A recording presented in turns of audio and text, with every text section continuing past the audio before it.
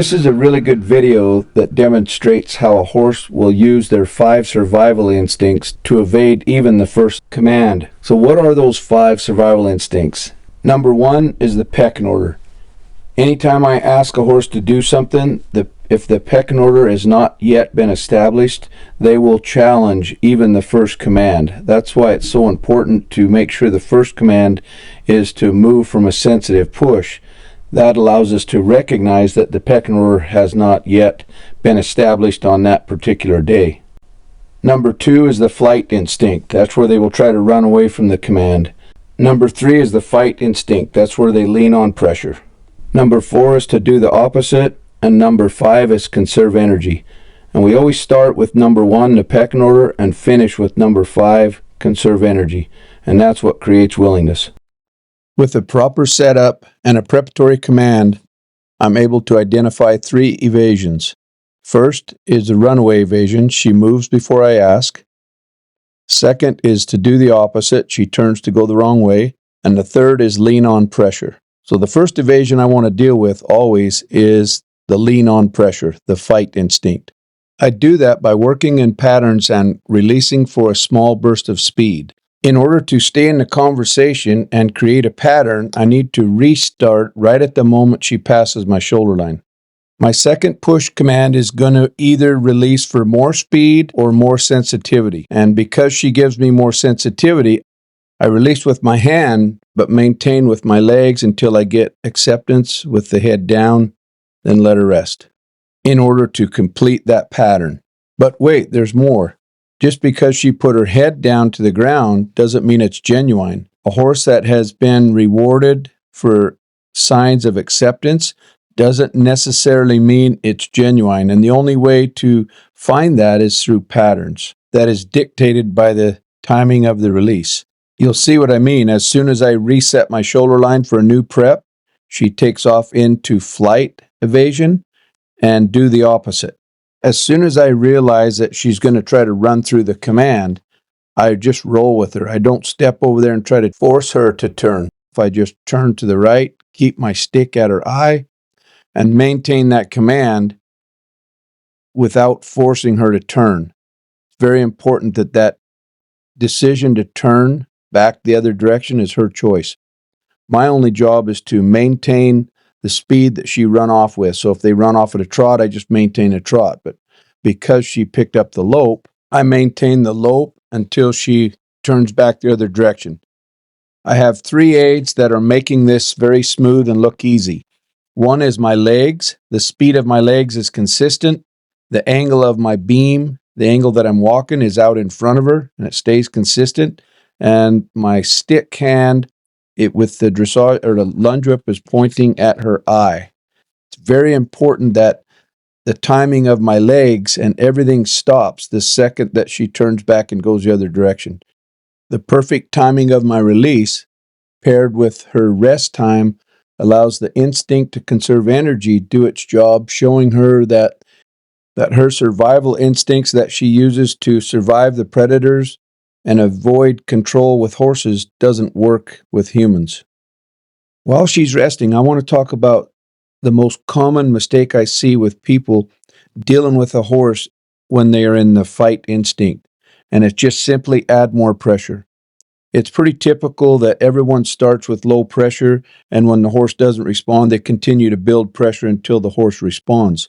The problem with that theory is in the end, you're forcing the horse to go. But the opposite of that would be to add a soft command where that horse wouldn't move from pressure because it's not enough pressure for the horse to move, but it's on a time clock. And right at 4 seconds, we start the taps. And then once we start the taps, they have to scoot in order to get the release.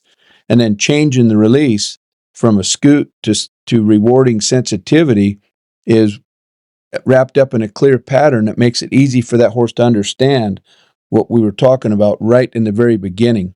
Even though she accepted the sensitive command, she still didn't surrender in the flight and do the opposite.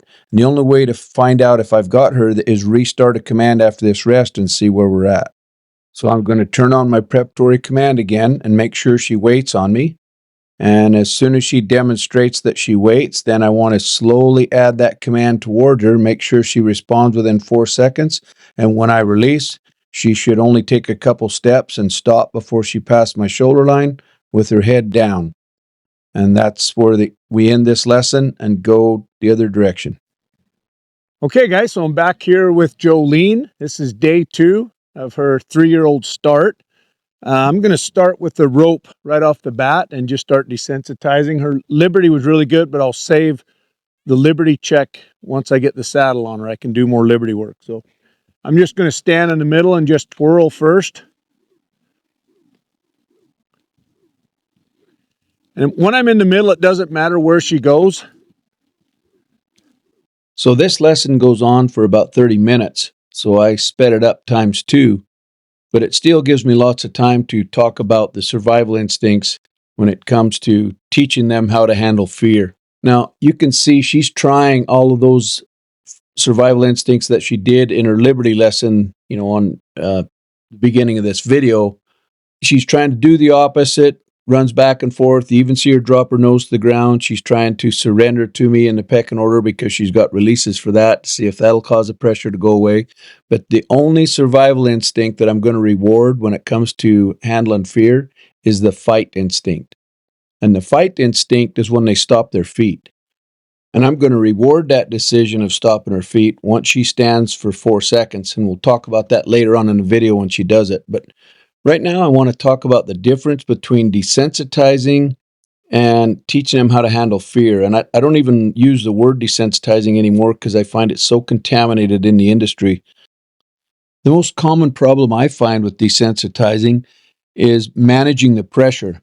So we bring the pressure up in small increments, and if the horse starts to become afraid, we take it away so we can manage the pressure and introduce it in small doses so the horse never becomes afraid of it. And the problem with that is we can't manage the environment the same way. Now, Jolene just started slowing down on that end, so I had Malaya come out on the other side and grab a lunge whip so that we're doubling down on the pressure. So we're adding pressure from both sides of the pin now, just because she was starting to conserve energy but wasn't thinking about stopping.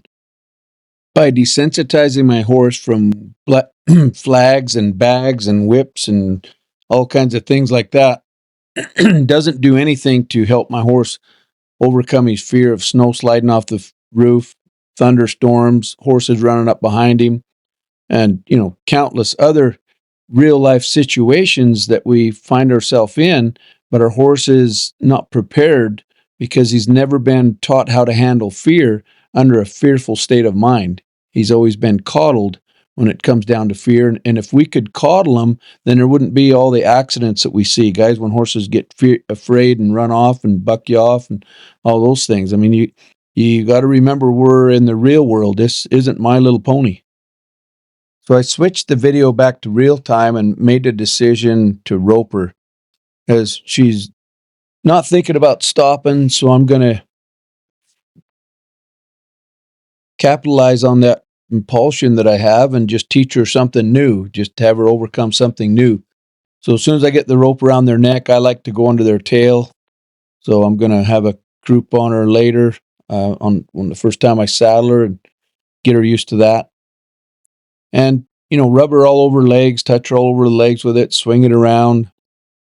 It's just another way to continue, adding more things to her while she's still, because the more things I can introduce to her while she's in that frame of mind, the more things I'm going to get handled. So the more things that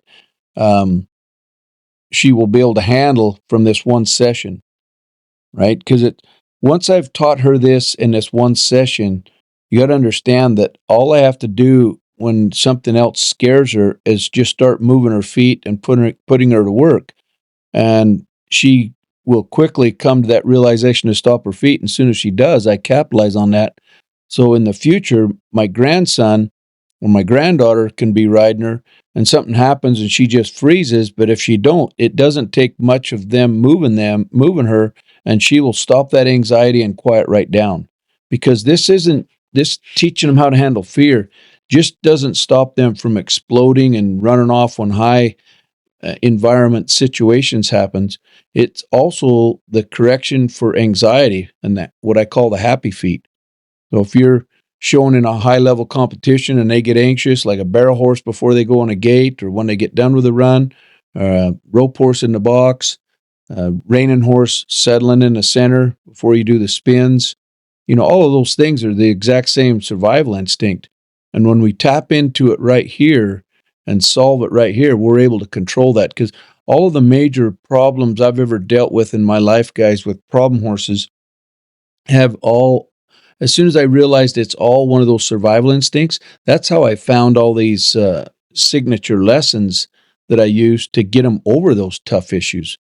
And, these were tough issues that I just couldn't go and find them from my peers. I was, anybody I asked, they didn't have an answer for them kind of horses. They had lots of different tricks and things that they would try, but that's what they were. They were tricks and gimmicks. They would work for a while, but in a different scenario, that same issue would show up again. So it was me understanding the survival instincts to a deeper level that allowed me this clarity in what I had to do, because we've been going at this a long time. I told you this was a 30-minute lesson, so when I know she's going to come to a stop, and it's getting close, but I mean, I wanted you to see that. But meantime, I'm just wrapping her up, and I keep the momentum going. I'm just, anything I can do to keep that pressure. Now I'm starting to whip the rope around. Anything I can do to keep that pressure on high so that it makes sense to her when she stops her feet. Because they're so good at understanding pressure. That's how we communicate with everything, is from pressure. So the pressure of moving her feet, the pressure of trying to scare her when it isn't directed at a command. So that's what I'm always trying to teach my horses, to be so sensitive to a asking command that I can almost use air to push them. I can almost blow on them and move them. They're that sensitive, but so cold to high out of the blue pressure that I can't get them to move one step. Here it comes. There's the magic.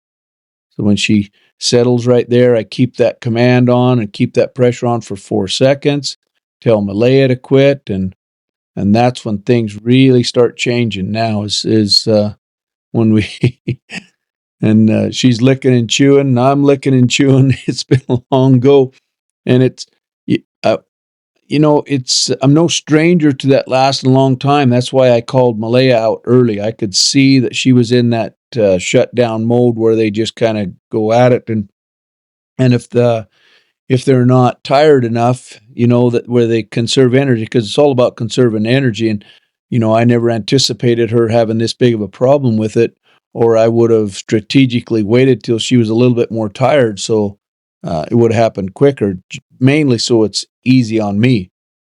But what I want you to understand from this lesson is that it's you don't want to cheat this lesson, because if you have one morsel in your body that feels sorry for your horse and you want to back off with that pressure, they're going to read it and stop from that. And it's all for nothing, because you're not going to get that genuine response where they stop from them, not from you. And it goes back to the exact same thing on lesson 1 when I had that outside turn command on her and she run and run and run. I talked about it there.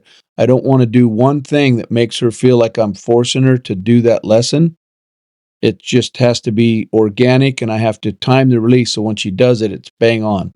And from that, those outside turns become, better every day, perfect almost. After one day, they do it. I find I don't have to work on those outside turns maybe 3 times in their life. Most horses.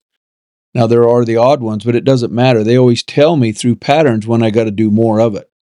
So now that I've got her to stop her feet, I'm going to continue capitalizing on that. And this is where you're really going to see the fruit. And everything I've been talking about is you're going to see it right here. So a lot of times people think, oh, my horse is going to hate me after this. And because I say that, because it would never dawned on me, because I know that's not how horses are. But I know that the clinics, a lot of times when I do that or have somebody else do it, the first words out of their mouth is, oh, my horse is going to hate me after this. And it couldn't be farther from the truth, right? Instead, they respect you.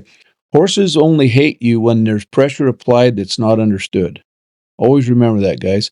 Pressure understood is only pressure, but pressure understood becomes a command, right? And if you deliver that command correctly and properly, you can build that just like that. You can see how I just barely ask her to move, and I've still got that respect, but I'm giving her an opportunity to come with me. And once she starts, she's either got a choice to make. And as soon as she makes the right choice, getting the release again. But see, she's not thinking about leaving. And when she does, I just fall in behind her and start pushing her till she changes her mind and wants to come into me. But you see, it was the wrong eye. She come into me on the her left eye. I'm going to circle right around because she's going to have to come to me on her right eye. Right? I'm that strategic about patterns because they are. So I like to finish up this video with me being able to rope her from a distance and throw it overhead and her stand there and not run off. So she stands there and accepts the fear and not move her feet. But I hope this lesson has opened your eyes, guys, and helped you understand a deeper level of their survival instincts on two different fronts. One is in the beginning, when we first start having conversations with a brand new horse for the first time, you can have a meaningful conversation that ends with him understanding to wait on you, to move sensitive in a specific direction, and then stop and, to surrender to you in a pecking order, but then to stop and wait for the next command. And then copy that under halter, on the halter and under saddle. So even though I got my horses on a halter and I'm riding them under saddle, I still want to treat them as though they're, at liberty. And then on the other front is for the desensitizing, really capitalize on their survival instincts and tap into that instinct to conserve energy. And don't be afraid to add the pressure. Just be good with your pressure so you're smooth enough to make it last long enough to get the desired response, which is them stopping their feet and accepting pressure versus being desensitized. Hope that helped, guys. See you on the next one.